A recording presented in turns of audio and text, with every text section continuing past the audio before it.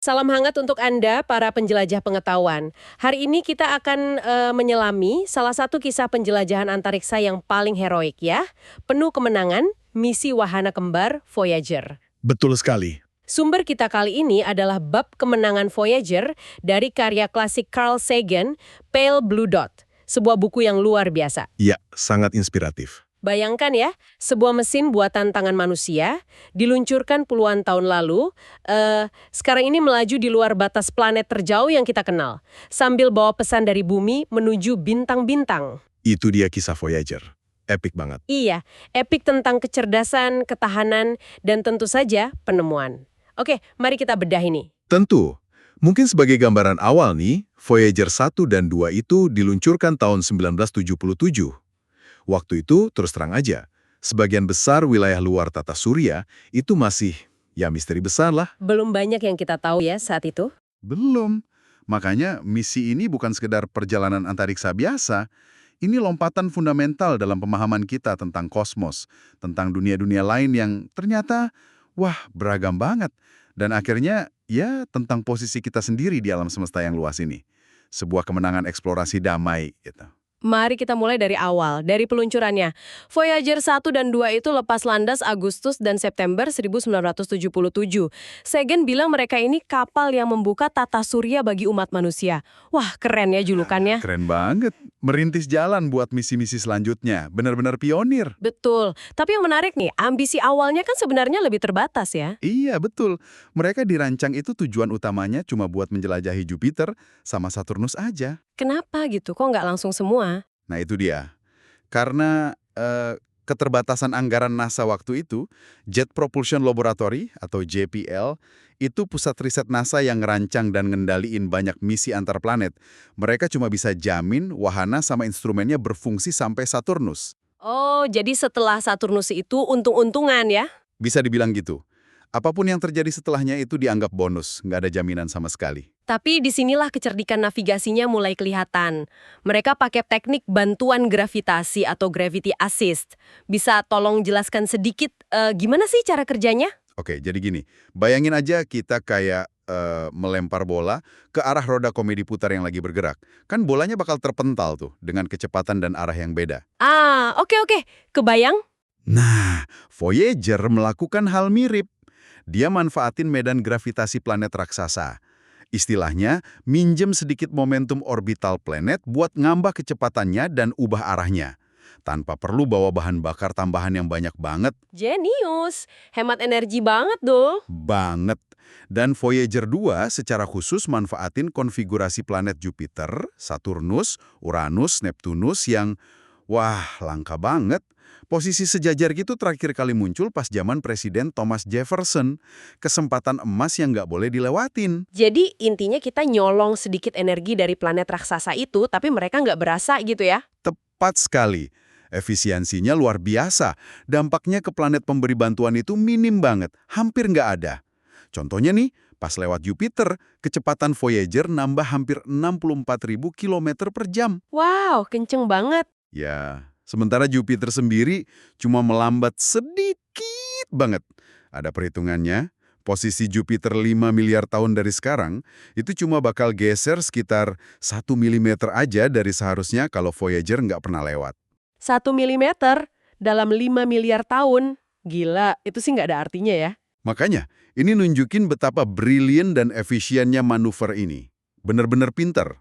Luar biasa. Nah, setelah manuver cerdas itu, mulailah perjalanan epik melintasi para raksasa gas dan es. Pertama, Jupiter tahun 79. Wahana ini kan harus selamat dari radiasi dahsyat ya. Katanya 1000 kali dosis mematikan buat manusia. Betul, medan radiasi Jupiter itu ganas banget. Tapi Voyager berhasil bertahan dan malah ngirim temuan yang, wah, bikin kaget. Mereka nemuin cincin tepis di sekitar Jupiter. Yang sebelumnya nggak kelihatan dari bumi ya. Nggak kelihatan. Dan penemuan cincin Jupiter itu baru permulaan.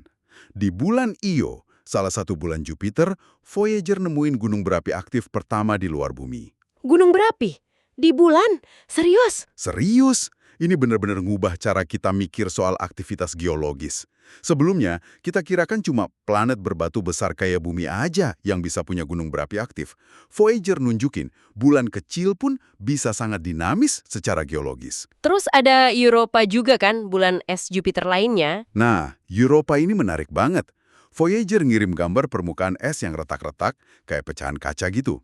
Ini ngasih indikasi kuat kemungkinan adanya lautan air cair di bawah lapisan es tebalnya. Lautan di bawah es, itu membuka kemungkinan kehidupan dong. Betul. Kemungkinan lautan di Eropa ini langsung buka spekulasi soal potensi adanya kehidupan di luar bumi, di tempat yang nggak kita sangka-sangka. Setiap penemuan di Jupiter ini rasanya kayak nulis ulang buku teks astronomi saat itu. Voyager ngasih kita gambar close-up pertama. Data ilmiah detail, titik-titik kabur di teleskop jadi dunia-dunia kompleks. Perjalanan lanjut ke Saturnus tahun 80 dan 81. Nah, kalau dulu kita mikir Saturnus cuma punya beberapa cincin aja, Voyager malah nemu ribuan. Ribuan cincin es yang rumit dan indah banget. Struktur cincin Saturnus ternyata jauh lebih kompleks dari yang kita bayangin. Ada pola gelombang, ada jalinan kayak kepang, ada jejari misterius gitu yang dipengaruhi gravitasi bulan-bulannya. Kompleks banget ya ternyata. Iya, Voyager juga ngamatin bulan-bulan es lainnya yang nunjukin tanda-tanda pernah mencair di masa lalu. Jadi nambah lagi keragaman dunia es di tata surya luar. Dan tentu saja Titan, bulan raksasa Saturnus yang selalu bikin penasaran. Apa yang istimewa dari Titan menurut Voyager? Titan ini unik banget. Ternyata punya atmosfer yang tebal, lebih tebal dari bumi malah. Kayak nitrogen sama metana, terus diselimutin kabut orange tebal. Kayak bumi purba gitu ya? Mirip, tapi beda komposisi. Yang lebih menarik lagi, ada kemungkinan lautan atau danau, tapi isinya bukan air, melainkan hidrokarbon cair, kayak metana atau etana di permukaannya. Lautan metana. Wah, Iya, jadi kayak laboratorium alam raksasa buat pelajarin kimia organik kompleks, jenis kimia yang mungkin dulu ngawalin kehidupan di bumi. oke. Setelah Saturnus, nasib kedua Voyager pisah ya. Voyager 1 terbang keluar dari bidang tata surya. Betul, cuma Voyager 2 yang lanjut jalan ke raksasa es. Januari 1986, dia sampai di Uranus. Pertemuannya singkat, tapi dampaknya gede banget. Planet yang miring itu kan? Iya, miringnya hampir 90 derajat. Aneh banget. Voyager 2 ngasih kita pandangan detail pertama soal planet biru kehijauan ini. Terus, 15 bulannya yang diketahui waktu itu, cincinnya yang gelap gulita, beda banget sama Saturnus. Sama medan magnetnya yang unik dan sabuk radiasinya, praktis semua pemahaman kita soal Uranus ditulis ulang gara-gara pertemuan singkat itu. Dan pemberhentian terakhir dalam tur planet raksasa, Neptunus, Agustus 1989. Udah jauh banget itu ya, gelap dan dingin pasti. Jauh banget. Di sana, cahaya matahari itu 900 kali lebih redup dibanding di bumi. Tapi Voyager 2 berhasil ngamatin pola awan yang dinamis banget, termasuk bintik gelap besar, mirip badai merah raksasa Jupiter. Masih ada badai ya sejauh itu. Masih aktif, dan bulannya, Triton, ini benar-benar nyuri perhatian. Permukaannya beku luar biasa, tapi nunjukin aktivitas geologis. Ada semacam geyser atau semburan es nitrogen sama partikel organik gelap gitu yang ditiup sama atmosfernya yang tipis banget. Geyser nitrogen. Aneh banget. Aneh dan menakjubkan. Sungguh luar biasa keragaman yang ditemuin Voyager ini. Iya ya. Dan pengamatan Triton itu plus semua data dari Jupiter sampai Neptunus benar-benar jadi fondasi dari apa yang kita sebut comparative planetology, studi perbandingan antar planet. Maksudnya? Maksudnya, Voyager secara definitif nunjukin kalau tata surya kita ini bukan tempat yang monoton, tapi rumah bagi berbagai macam dunia yang sangat beragam. Masing-masing punya karakteristik dan sejarah evolusinya sendiri. Pengetahuan kita soal tetangga kosmik kita ini melompat secara eksponensial berkat data Voyager. Ini ya, kemenangan ilmiah yang gemilang lah. Selain kemenangan ilmiahnya, ada juga sisi kemenangan rekayasanya kan? Tadi sempat disinggung soal presisi navigasi Voyager 2 pas deketi Uranus. Itu katanya susah dipercaya ya presisinya? Susah dipercaya. Bayangin, setelah nempuh perjalanan melengkung sejauh 5 miliar kilometer selama hampir 1 dekade, posisinya itu cuma meleset sekitar 200 kilometer dari target. 200 kilometer dari 5 miliar kilometer. Itu kayak... Sagan menggambarkannya setara dengan nembak senapan dari Washington DC terus kena sasaran spesifik di Dallas. Akurat banget. Sungguh bukti kehebatan para insinyur di bumi. Tapi perjalanannya nggak mulus kan? Katanya ada momen-momen kritis. Oh, jelas gak mulus. Ada beberapa momen kritis, white knuckle mishaps kata Sagan, yang hampir aja bikin misi berakhir. Tapi berhasil diatasi sama kecerdasan dan ketekunan tim di JPL. Ini inti dari kemenangan rekayasa Voyager. Contohnya apa aja tuh? Misalnya April 1978, Voyager 2 ngalamin masalah serius di penerima sinyal radionya. Gara-gara kombinasi kesalahan perintah dari bumi sama kerusakan komponen, ada kapasitor di penerima cadangan rusak, terus penerima utamanya mati misterius, wahana jadi hampir bisu. Wah, itu kan bahaya banget, bisa putus kontak dong. Ya, misi terancam gagal total. Itu pasti saat-saat yang menegangkan banget buat tim di JPL. Terus, gimana mereka bisa ngatasinya dari jarak jutaan kilometer gitu? Solusinya benar-benar brilian, nunjukin problem solving yang luar biasa. Insinyur di JPL itu ngelakuin serangkaian eksperimen pakai tiruan perangkat keras Voyager di darat. Mereka nemuin kalau penerima cadangan yang kapasitornya rusak itu ternyata masih bisa dengar sinyal dari bumi. Tapi, cuma pada suhu dan frekuensi radio tertentu yang sangat presisi. Harus pas banget gitu ya? Pas banget. Jadi mereka kemudian hati-hati banget kirim perintah buat manasin dan ngedinginin bagian wahana tertentu, terus nyetel frekuensi pemancar bumi, sampai akhirnya berhasil ngakalin kerusakan itu dan ngunci lagi sinyalnya. Mereka berhasil pulihin komunikasi dan nyelamatin misi dari ambang kegagalan. Luar biasa. Bener-bener nunjukin dedikasi tim di darat ya. Ada masalah lain lagi nggak? Oh, ada lagi. Setelah lewat Saturnus, Agustus 1981, giliran platform pindai Voyager 2 itu kayak pergelangan tangan buat ngarahin kamera sama instrumen lain, tiba-tiba macet. Waduh, macet. Itu bencana dong buat motret Uranus sama Neptunus? Bencana. Wahana jadi nggak bisa diarahkan buat ngamatin target-target penting pas melintas cepat nanti. Tim JPL curiga mungkin pelumasnya kering atau mengental di suhu antariksa yang dingin banget. Lalu solusinya gimana kali ini? Nggak mungkin kirim teknisi kan? Jelas nggak mungkin. Haha. Solusinya, lagi-lagi kecerdikan perangkat lunak. Tim di bumi nulis program baru, terus dikirim lewat radio ke Voyager. Program ini secara cerdik manfaatin siklus pemanasan dan pendinginan komponen elektronik lain yang ada di dekat mekanisme platform yang macet itu. Maksudnya gimana tuh? Idenya, sedikit panas yang merambat dari komponen elektronik itu diharapkan bisa secara perlahan menghangatkan dan mungkin melumasi kembali bagian yang macet. Kayak diurut pelan-pelan gitulah pakai panas. Wow, itu benar-benar mikir di luar kotak ya. Pakai panas komponen lain buat benerin mekanik. Berhasil? Dan berhasil. Setelah beberapa bulan ngejalanin program ini, platformnya bisa gerak lagi. Pas banget waktunya buat pertemuan krusial sama Uranus dan Neptunus. Keren banget. Tapi tantangannya nggak berhenti di situ kan? Makin jauh, makin susah pasti. Betul. Di Uranus dan Neptunus, cahaya matahari kan redup banget tuh. Bikin motret jadi susah. Terus sinyal radio yang dikirim balik ke bumi jadi lemah banget kayak bisikan di tengah badai kosmik aja. Terus gimana ngakalinnya? Buat cahaya redup, kamera harus ngambil exposure lebih lama. Tapi karena wahananya gerak cepet banget, gambar bisa jadi kabur kan? Nah, solusinya, seluruh badan wahana ngelakuin manuver panning. Jadi seluruh pesawatnya gerak pelan, ngikutin target selama exposure, biar gambarnya tetap tajam.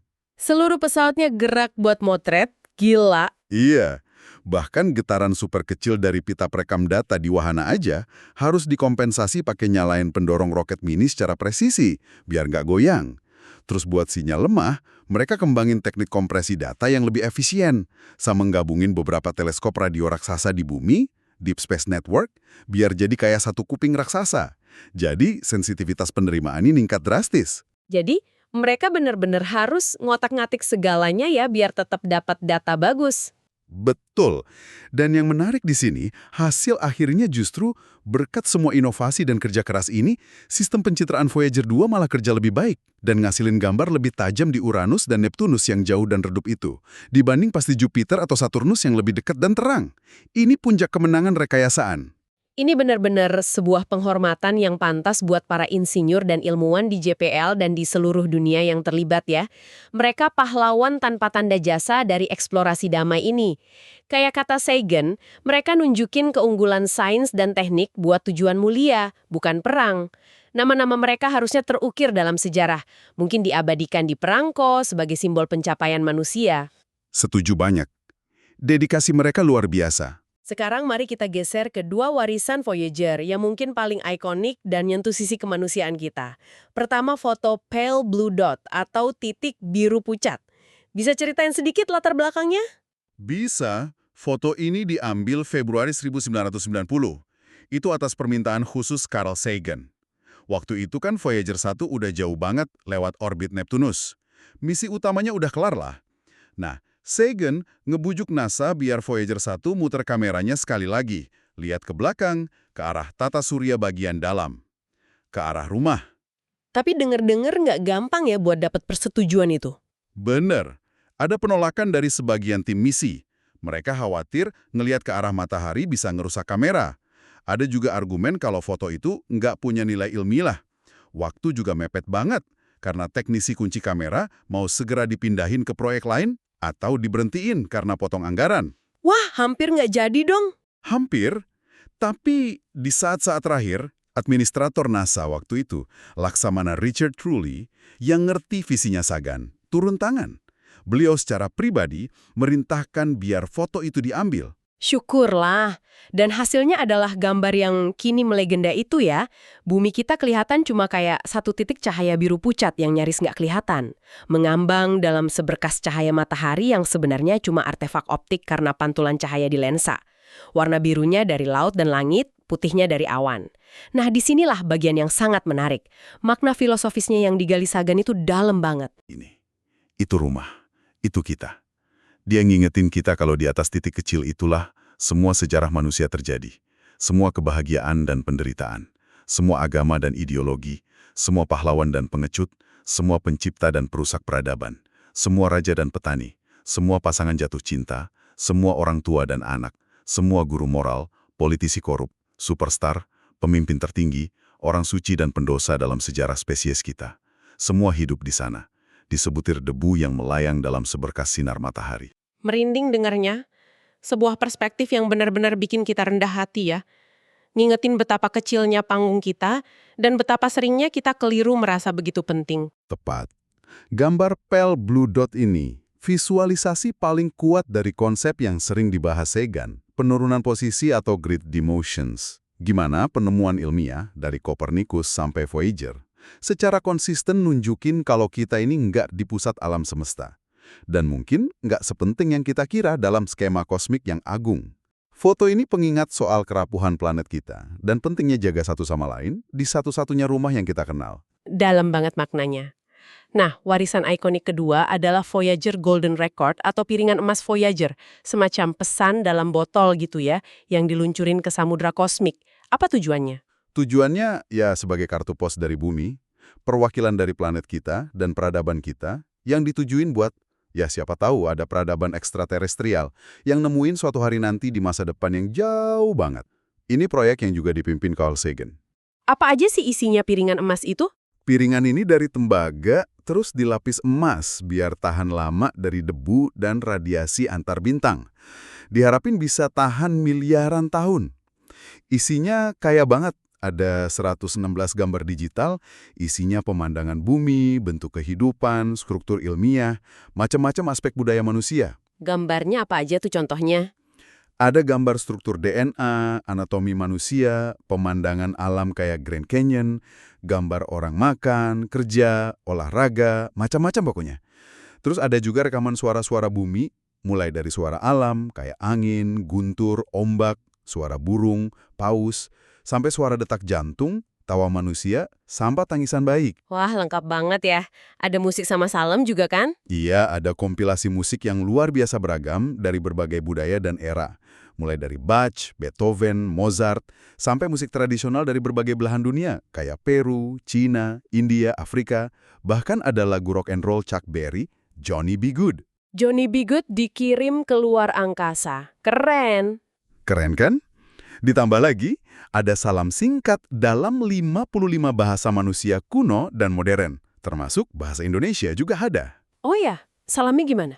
Salamnya, selamat malam hadirin sekalian, selamat berpisah, dan sampai bertemu lagi di lain waktu. Wah, sopan sekali ya pesannya. Sungguh sebuah kapsul waktu yang luar biasa. Gimana nasibnya nanti kira-kira? Nasibnya ya nggak ada yang tahu pasti. Mungkin suatu hari nanti, miliaran tahun dari sekarang, setelah matahari kita mungkin udah padam, piringan ini ditemuin peradaban alien yang maju dan penasaran. Atau mungkin, ya dia bakal terus aja melayang tanpa henti ngelintasin galaksi Bima Sakti. Jadi artefak paling tahan lama dari peradaban manusia, bawa kenangan soal dunia bernama bumi yang mungkin udah lama sirna. Bikin mikir ya. Yang pasti, piringan ini sama wahananya bakal tahan jauh lebih lama dari apapun yang pernah kita bangun di bumi. Bener-bener pesan melintasi jurang waktu yang tak terbayangkan. Lalu gimana kondisi Voyager sekarang? Masih kirim kabar nggak sih mereka? Udah tua banget kan? Luar biasa. Keduanya masih berfungsi. Meskipun beberapa instrumen udah dimatiin buat hemat sisa daya dari generator thermal radioisotop mereka. Tapi mereka terus kirim data soal lingkungan antar bintang. Wah, hebat ya. Padahal pas Sagan nulis bukunya kan perkiraannya cuma sampai 2015. Betul, perkiraan awal cuma sampai sekitar 2015. Tapi ternyata mereka melampaui ekspektasi lagi. Mereka sekarang udah ada di ruang antar bintang.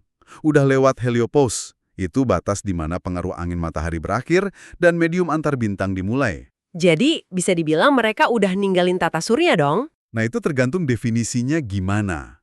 Kalau dibilang udah lewat orbit planet terluar yang diketahui, Neptunus, ya udah lama banget.